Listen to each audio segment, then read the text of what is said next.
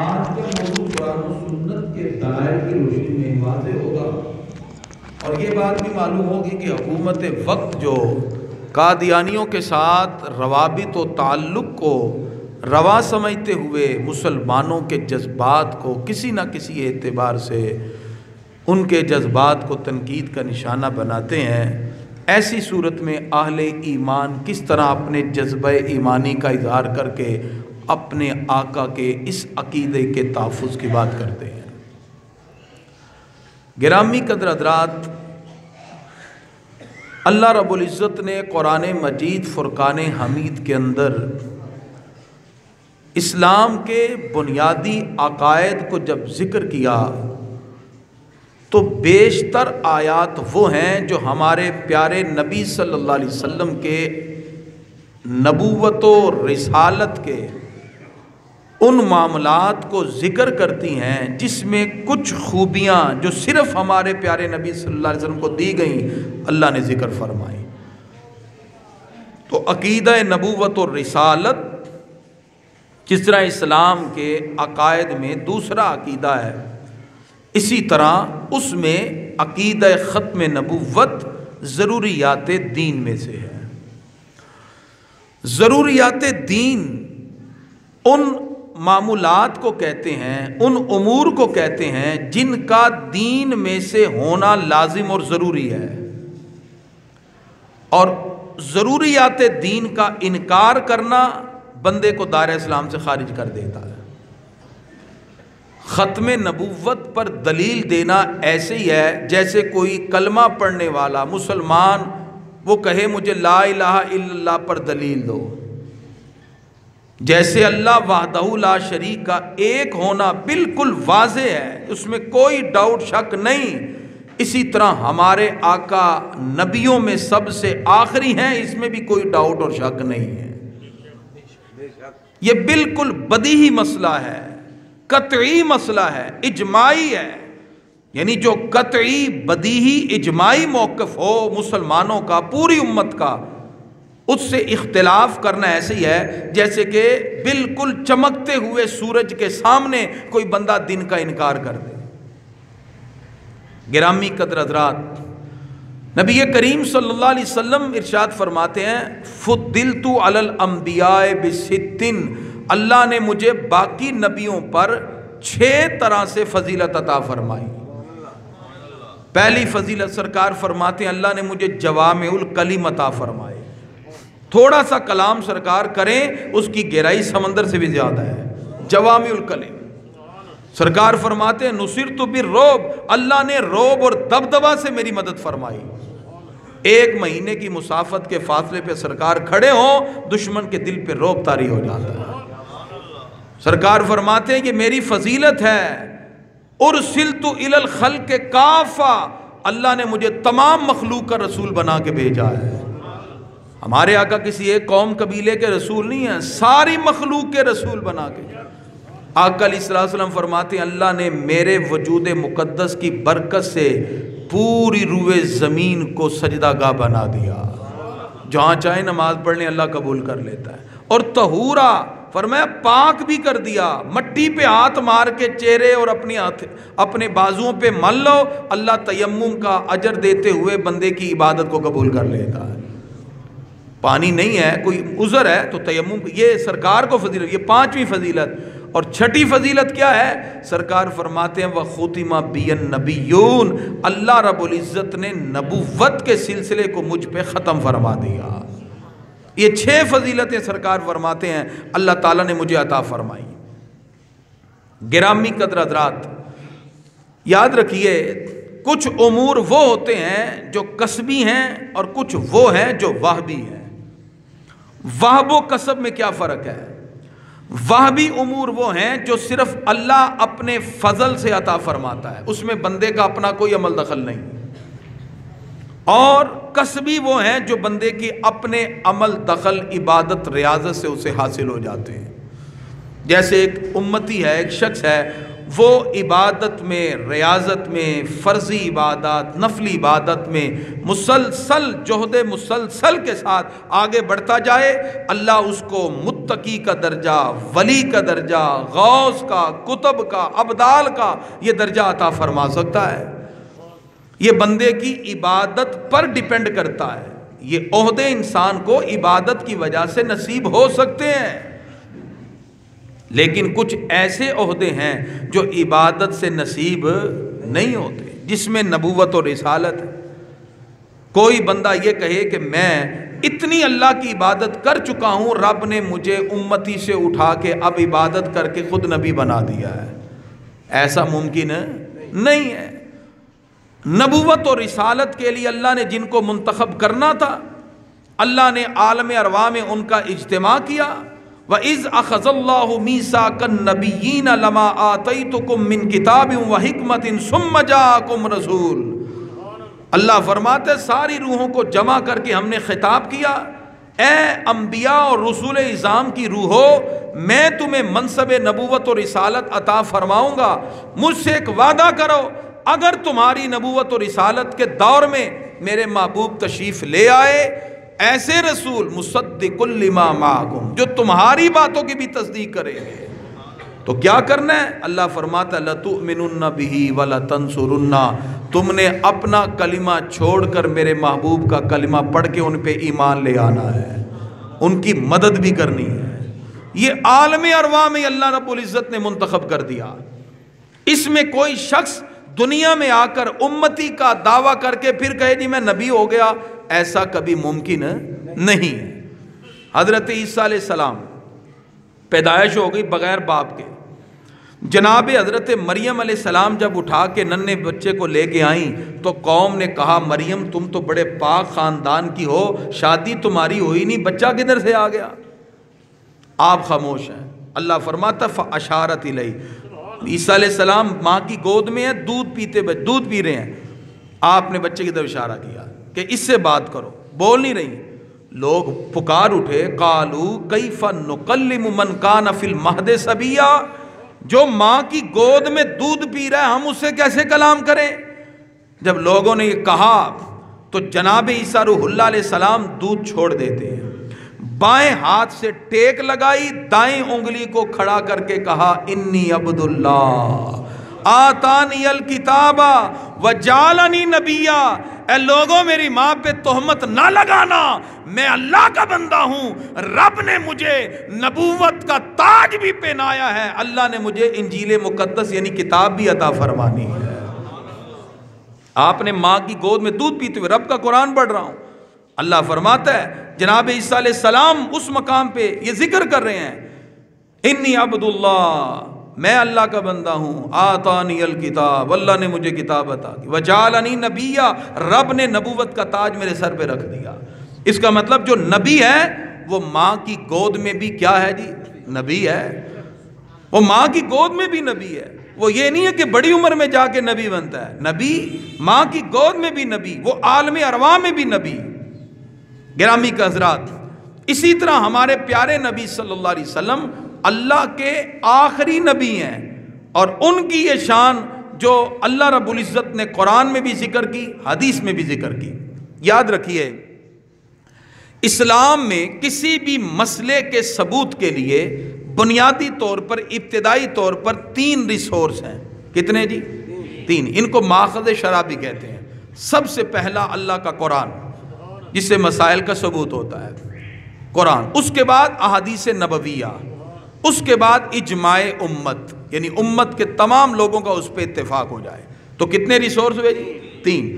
قرآن مجید فرقان حمید کے جو الفاظ ہیں اس کے معنی واضح کرنے کے لیے، سمجھنے کے لیے ہمیں حدیث کی ضرورت ہے۔ جس وقت مولا علی کے دور میں خارجیوں نے سر اٹھائے اور حضرت علی رضی اللہ عنہ کے خلاف بھی فتوے لگائے، تو آپ نے حضرت عبداللہ ابن عباس کا انتخاب کیا اور کہا جاؤ جا کے آپ ان سے باتیں کرو، ان سے مناظرہ کرو اور ثابت کرو کہ اصل مسئلہ کیا ہے۔ حضرت علی مولا مشکل کشا رضی اللہ عنہ نے جس وقت فیصلے کے لیے لوگوں کو منتخب کیا کہ یہ درمیان میں فیصلہ کروائیں گے، تو لوگوں نے ان کے خلاف بھی فتوے دیے، قرآن کی آیت پڑھ کے ان الحکم الا للہ، حاکم تو اللہ ہے، تو مولا علی نے اللہ کے سوا کسی اور کو حاکم کیوں بنایا؟ تو خارجیوں نے جب قرآن کی آیتیں پڑھ کے مولا علی کو بھی نہیں چھوڑا، ان کو بھی فتوے لگا دیے، تو حضرت علی نے جن کو گفتگو کے لیے منتخب کیا ان کا نام کیا ہے جی؟ حضرت عبداللہ ابن عباس، سرکار کے چچا حضرت عباس کے بیٹے۔ یہ وہ ہیں جب پیدائش ہوئی سرکار نے لعاب دہن ڈال کے دعا کی، یا اللہ اس بچے کا سینہ علم کے لیے کھول دے۔ اس امت کے سب سے بڑے مفسر کا نام عبداللہ ابن عباس ہے، ان کو حبر الامہ کہتے ہیں۔ امت کے سب سے بڑے مفسر، بڑے بڑے صحابہ قرآن کی آیتوں کے مفہوم میں جب پھنس جاتے تو حضرت عبداللہ ابن عباس کے پاس آتے۔ مولا علی نے جو بات کہی وہ توجہ سے سننے والی ہے۔ آپ نے کہا عبداللہ ان خارجیوں سے صرف قرآن کی آیتوں سے مباحثہ نہ کرنا۔ انہوں نے کہا جی کیوں جی امیر المومنین، قرآن تو ہمارے گھروں میں اترا ہے، نزول قرآن کی آیتیں ہماری آنکھوں کے سامنے اتری ہیں، ہم سے بہتر قرآن کو سمجھنے والا کون ہے؟ آپ نے فرمایا بات یہ ہے کہ قرآن کی آیات کے معنی میں کسی نہ کسی مقام پر مفہوم میں 1 سے 2، 2 سے 4 معنی مفہوم پائے جاتے ہیں، جس کی وجہ سے یہ لوگ خلط مبس میں مبتلا ہو سکتے ہیں۔ قرآن کے ساتھ رسول اللہ کی حدیثوں کو بھی استدلال کے طور پہ پیش کرنا۔ اس کا مطلب صرف قرآن پڑھ کے جو بندہ، آج بھی بہت سے لوگ ایسے ہیں، اب آپ دیکھیے گا کچھ کہتے ہیں جی داتا کہنا شرک، غوث پاک کہنا، ہم کہتے ہیں جی کیوں؟ کہتے ہیں جی قرآن میں لکھا ہے، حالانکہ وہ ساری آیتیں بتوں کے بارے میں اتری ہیں، وہ اٹھا کے اللہ والوں پہ لگا دیتے ہیں۔ تو ہم نے کہا یہ تو خارجیوں کا طریقہ ہے۔ ایک بندے نے کہا جی قرآن میں لکھا ہے اللہ کے سوا کسی اور کو پکارنا شرک ہے، تو لہذا داتا کو پکارنا شرک ہے۔ تو میں نے کہا بتائیے کس صحابی نے داتا کو پکارا تھا جس پہ اللہ نے یہ آیت اتاری؟ اب وہ خاموش۔ تو میں نے کہا پھر اس وقت کوئی صحابی تھے ایسے جو اس انداز میں یہ پکار رہے تھے تو اللہ نے آیت اتار کے کہا یہ نہیں کہنا؟ کہا جی نہیں۔ تو میں نے کہا اس سے ثابت ہوا یہ آیتیں تو اتری ہیں بتوں کے لیے جس کو آپ اٹھا کے اللہ کے ولیوں پہ لگا دیتے ہو۔ تو یہی خلط مبس قادیانیوں نے کیا، مرزائیوں نے کیا، اور آج بھی انہی کی روش پہ چلنے والے بہت سے افراد ہیں۔ انہوں نے قرآن کی آیتیں پڑھ کے کہا کہ مرزا غلام احمد قادیانی ہمارا نبی ہے، نعوذ باللہ، وہ بھی قرآن کی ایسی استدلال کر رہے ہیں۔ گرامی قدرات، قرآن کی اصل مراد تک وہی پہنچے گا جس کے ایک ہاتھ میں قرآن ہے، دوسرے ہاتھ میں حدیث مصطفیٰ ہے صلی اللہ علیہ وسلم۔ سرکار فرماتے من قالا فی القرآن برایہ، جس نے قرآن میں اپنی رائے سے بات کی، فلیتبوأ مقعدہ من النار، وہ اپنا ٹھکانہ جہنم میں بنائے۔ تو قرآن میں کوئی اپنی طویل اپنی طرف سے پیش نہیں کر سکتا۔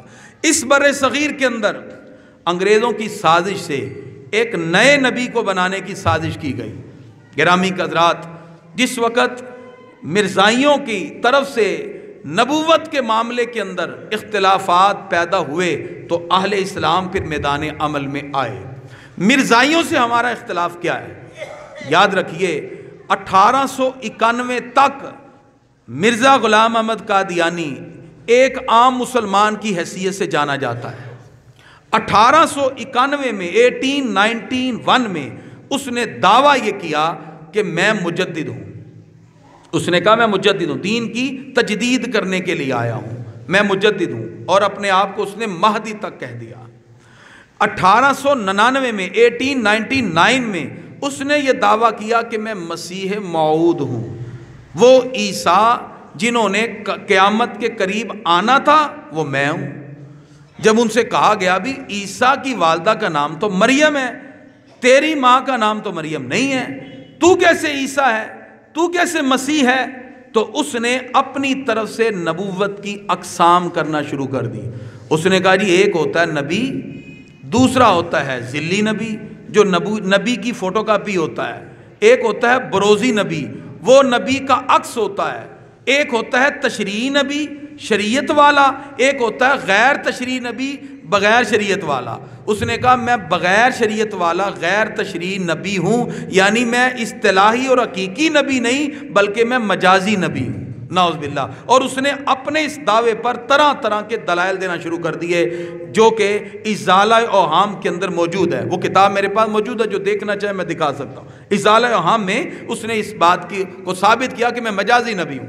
گرامی قدرات، 1900 کے بعد اس نے پھر یہ دعویٰ کر دیا کہ اصل میں محمد و احمد میں ہوں اور میں ہی صاحب شریعت نبی ہوں، اور اس نے وحی تک کے نزول کا اعلان کر دیا، نعوذ باللہ۔ اسی اعتبار سے مرزا کے چونکہ کلام مختلف ہیں، اس کی مختلف کتابوں میں حقیقت الوحی ازالہ اہام کے اندر اس نے مختلف باتیں کی۔ مرزائیوں کے بھی 3 گروہ ہیں۔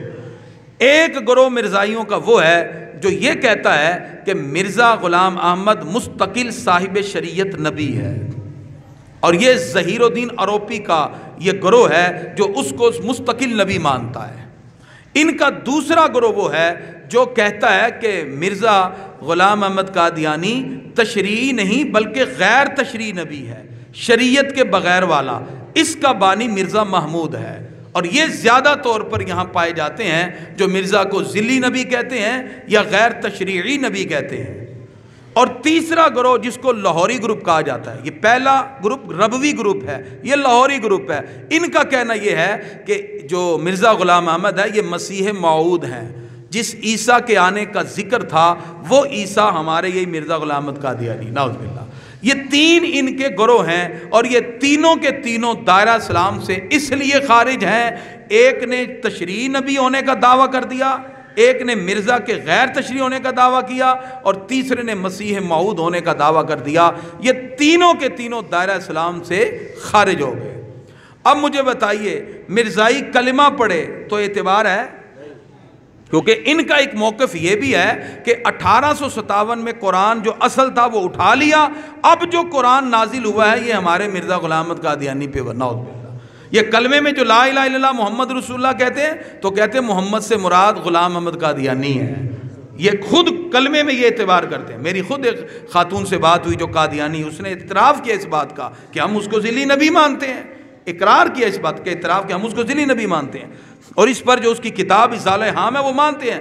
کلمہ پڑھ کے رسول اللہ صلی اللہ علیہ وسلم کے نبوت کے معاملے میں اسلام کے بنیادی اصول پر قدغن لگاتے ہیں۔ گرامی حضرات، آپ کبھی گوگل کریں، نیٹ پہ جا کے سرچ کریں، میں کتابوں کے نام بتا رہا ہوں، ازالہ اہام پڑھیں، اسی طرح حقیقت الوحی، اس کے اندر باقاعدہ طور پر انہوں نے اس بات کو واضح طور پہ لکھا کہ کہیں اس نے مجازی نبی اور کہیں اس نے اپنے آپ کو خود نبوت کا اعلان کرتے کہا کہ میں ہی محمد و احمد ہوں، نعوذ باللہ۔ آگے جو اس نے گستاخانہ باتیں کی وہ تو میں اپنی زبان سے کہہ ہی نہیں سکتا، وہ تو آپ یقین کریں، سوچیں تو انسان کی روح کانپ جاتی ہے۔ اس طرح گرامی قدر حضرات سرکار کے عقیدہ ختم نبوت پر اس نے بہت بڑی قدغن لگائی۔ اب قرآن مجید فرقان حمید کی 100 آیتیں ہیں جس سے یہ ثابت ہوتا ہے کہ ہمارے پیارے نبی صلی اللہ علیہ وسلم اللہ کے آخری نبی ہیں، جیسے وَلَٰكِن رسول اللہ وَخَاتَمَ النَّبِيِّينَ، اللہ فرماتا ہے الْيَوْمَ أَكْمَلْتُ لَكُمْ دِينَكُمْ وَأَتْمَمْتُ عَلَيْكُمْ نِعْمَتِي وَرَضِيتُ لَكُمُ الْإِسْلَامَ دِينًا۔ اللہ فرماتا ہے دین مکمل ہو گیا اور ہم نے تمہارے لیے کون سا دین پسند کیا جی؟ اسلام۔ وَرَضِيتُ لَكُمُ الْإِسْلَامَ دِينًا، بطور دین اللہ نے کس کو پسند کیا جی؟ اور بولیں تو صحیح، اسلام کو۔ پھر اللہ فرماتا ہے وَمَا أَرْسَلْنَاكَ إِلَّا رَحْمَةً لِّلْعَالَمِينَ، پیارے محبوب قیامت کی صبح تک جتنے عالمین ہیں ان تمام کے لیے ہم نے آپ کو رحمت بنا دیا۔ یہ تو نہیں کہا گیا کہ اس نے 1899 کے بعد دعویٰ کیا تھا نبوت کا کہ 1899 کے بعد آپ کی رحمت ختم ہو جائے گی، اب غلام احمد قادیانی کی، نعوذ باللہ۔ اس طرح کی سوچ رکھنے والے افراد جنہوں نے اسلام کے اس قلعے کو نقصان پہنچایا، آقا علیہ الصلوۃ والسلام فرماتے ہیں کہ میری مثال مثلی و مثل الانبیاء من قبلی، مجھ سے پہلے نبیوں کی مثال ایسے ہے جیسے ایک بندے نے گھر بنایا، پورا محل بنایا، لیکن ایک اینٹ کی جگہ چھوڑ دی۔ لوگ آئے اور کہنے لگے یہ اینٹ کی جگہ کیوں خالی ہے؟ سرکار فرماتے ہیں وَأَنَا اللَّبِنَا وَأَنَا خَاتَمُ النَّبِيِّينَ، وہ آخری اینٹ میں ہوں اور میں نے قصر نبوت کی تکمیل فرما دی ہے۔ اب سرکار کے بعد کسی اور نبی کی اور گنجائش نہیں ہے، نبوت اپ گریڈ نہیں ہوتی، نبوت میں اضافہ نہیں ہوتا، کوئی امتی دعوے نبوت نہیں کر سکتا۔ یہ وہ بیسک اختلاف ہے جس کی وجہ سے مرزائیوں کے ساتھ مسلمانوں کا کوئی تعلق نہیں ہے۔ گرامی حضرات، ایک ہوتا ہے کافر، اس کو اسلامی حکومت میں رہنے والے کافر کو کہتے ہیں ذمی۔ کیا کہتے ہیں جی؟ ذمی۔ کیوں؟ ان کی ذمہ داری ہم پر ہے۔ اس ملک کا ہندو اپنے مذہب کے مطابق مندروں میں جاتا ہے، ہم روکتے نہیں۔ عیسائی کرسچن ہے، وہ چرچ میں جاتا ہے، ہم روکتے نہیں، وہ اپنی مرضی سے جئیں۔ اور اسلامی ریاست میں ان کو پورا حق دیا جاتا ہے کیونکہ وہ اس ملک کے رہنے والے ہیں، وہ اس ملک کے باسی ہیں۔ اسلام یہ کہتا ہے کہ کافروں کے ساتھ بھی حسن سلوک کرو۔ جو اسلام کا نقطہ نگاہ ہے، لیکن ایک مرتد ہے جو کلمہ پڑھ کے غداری کر رہا ہے، جو کلمہ پڑھ کے ہمارے آقا کے سر سے ختم نبوت کا تاج اتارنے کی کوشش کرتا ہے، وہ غدار ہے، اس کے ساتھ ہمارا کسی قسم کا تعلق نہیں ہوگا۔ اور یہی حکومت وقت کو سوچنا چاہیے۔ ہم تو حیران ہیں اس حکومت پر، ریاست مدینہ کا ٹائٹل لگایا ہے اور کہا جاتا ہے جی کوئی شراب پیے تو ہم کیسے روکیں؟ بھی آپ کے پاس حکومت ہے، ریاست مدینہ یہ کیسے ہو گئی؟ حضرت عمر فاروق رضی اللہ تعالیٰ عنہ، آپ کے بیٹے ابو شاہمہ نے شراب پی، آپ کو پتا چلا ریاست مدینہ تو یہ ہے، آپ نے کہا کوئی کوڑے نہیں مارے گا، لاؤ اس کو، اپنے بیٹے کو لٹایا، کوڑا پکڑا اور مارتے گئے 80 کوڑے مارے، یہاں تک کہ آپ کا بیٹا وہیں دنیا سے چلا جاتا ہے۔ یہ عمر فاروق نے قائم کیا تھا نظام، تو شراب پینے پہ اپنے بیٹے کو مار مار کے کوڑے دنیا سے لے گئے، کہا جائے دنیا سے، لیکن اصول اسلام کا ہوگا۔ یہ اسلامی حکومت ہے، نہ یہ کہ ایک ہندو اگر بل پیش کرتا ہے تو آپ اس کو بھی اٹھا کے ادھر رکھ دیں اور کہیں جی یہ کون ہے پیش کرنے والا۔ ہر مذہب کے اندر موریلٹی موجود ہے، اخلاقیات موجود ہے۔ اسی طرح ہمارا حکومت سے ہی مطالبہ ہے finality of the Holi profit کو سمجھے، ختم نبوت کو بھی سمجھیں۔ یہ مسلمانوں کے، کروڑوں مسلمانوں کے یہ جذبات سے کھیلنے والی بات ہے کہ آپ قادیانیوں کو عہدے دیتے جائیں یا ان کے ساتھ نرمی کا پہلو رکھیں یا ان کو پاکستان کے قانون سے جس طرح ان کو ثابت کیا گیا کہ وہ غیر مسلم اقلیت ہیں اور آپ ان کے لیے یہ مطالبہ کریں نہیں جی ان کو بھی اپنے ساتھ شامل کیا جائے۔ جو غدار ہے وطن کا، اس کے لیے وطن میں اگر جگہ نہیں تو جو غدار ہے اس دین کا، اس کے لیے اس وطن میں کیسے جگہ ہو سکتی ہے؟ یہی وہ بنیادی بات ہے گرامی قدرات، جس کو سمجھنے کے بعد ہر مسلمان اس بات کو واضح طور پہ سمجھ سکتا ہے۔ اعلیٰ حضرت نے بھی اس بات کو لکھا، قادیانیوں کے ساتھ والمکالمۃ والمجالسۃ والذبیحۃ والنکاح، اعلیٰ فرماتے ہیں ان کے ساتھ بیٹھنا، کلام کرنا، ان کا ذبح ہوا کھانا، یہ سب حرام ہے۔ نہ نکاح کرنا جائز ہے، نہ کسی قادیانی کا جنازہ پڑھنا جائز ہے، اس لیے کہ جو غدار ہے دین کا، اس کے ساتھ مسلمانوں کا کوئی تعلق نہیں ہے۔ اور میں ان دکانداروں کو بھی اسلامی عقیدت پیش کرتا ہوں جنہوں نے اپنی دکان پہ لکھ کے لگایا ہر ایک کو سودا ملے گا سوائے قادیانیوں کے، وہ رسول اللہ سے محبت کا اظہار ہے۔ ہمارے بزرگ فرماتے تھے جو بندہ یہ چاہتا ہے آج بھی رسول اللہ کی براہ راست خدمت کرے، وہ عقیدہ ختم نبوت کا کام کرے، یوں ہی سمجھے جیسے براہ راست رسول اللہ کی خدمت کر رہا ہے۔ اس لیے گرامی قدر حضرات، عقیدہ ختم نبوت پر 1400 سال سے کبھی کسی کو شک نہ رہا۔